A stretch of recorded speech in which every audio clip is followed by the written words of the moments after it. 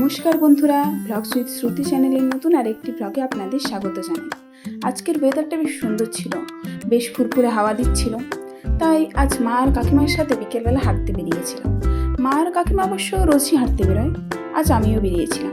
এই যে মা আর কাকিমা হাঁটছে আর আপন মনে গল্প করে যাচ্ছে। প্রকৃতিটাকে একবার দেখুন, সত্যি প্রকৃতি কি সুন্দর হয়, তাই না? মানব জাতি যদি পাগল করেও দেয়, প্রকৃতি সবসময় কাছে টেনে নেয়। দুঃখ, কষ্ট, আনন্দ এই সব কিছুর সময় যদি কোনো মানুষ পাশে নাও থাকে, প্রকৃতি কিন্তু সবসময় পাশে থাকে। প্রকৃতির মধ্যে হারিয়ে যেতে কি ভালোই না লাগে বলুন। প্রকৃতি প্রেম হলো এক অদ্ভুত জিনিস। আপনি যদি প্রকৃতিকে ভালোবাসেন, প্রকৃতিও আপনাকে সমানভাবে ভালোবাসবে। দাঁড়ান, একটা জিনিস দেখতে পেয়েছি, দেখা। এই দেখুন, খেজুর। কত খেজুর ধরেছে একদম ঝোঁকা ঝোঁকা ভাবে। এটাতে আবার খেজুর ধরেইনি, কিন্তু ধরলেও কি হবে, একটা খেজুরও পাকেনি। ওই দূরে দেখুন একটা গাছ দেখতে পাচ্ছি, ওটাতেও বেশ থোকায় থোকায় ধরেছে, কিন্তু একটা খেজুরও পাকেনি। প্রত্যেকটি গাছেই সে খেজুর ধরেছে কিন্তু পাকেনি।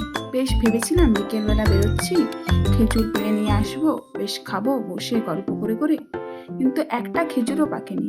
সব একদম কাঁচা আছে, থোকায় থোকায় ধরেছে কিন্তু পাকেনি। পুকুরের জলের উপরে কি সুন্দর গাছের ছায়া পড়েছে। পুকুর পাড়ে বসে থাকতেও বেশ ভালো লাগে।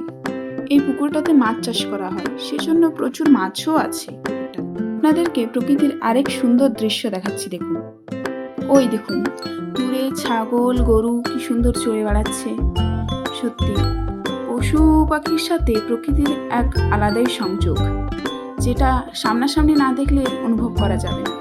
দেখুন, ছেলেগুলো খেলাধুলো করে পর ক্লান্ত হয়ে বসে পড়েছে। এরা রোজই এখানে ক্রিকেট খেলে, আজকেও খেলছিল, তারপর এখন রেস্ট নিচ্ছে। এই দেখুন, আরো কত ছাগল চড়ে বেড়াচ্ছে। দূরে একটা গ্রাম দেখতে পাচ্ছেন না? ওই গ্রামটার অবশ্য কি নাম আমি জানি না, আমি প্রথমবারই এসেছি। তারপর মা কাকিমা বললো আর ওইদিকে যাবে না, এরপর বাড়ি চলে যাবে। তাই আমরা বাড়ির পথে রওনা দিলাম। আজকের জন্য ব্লগটা এইটুকুই। পরের একটি ব্লগে শীঘ্রই দেখা হবে।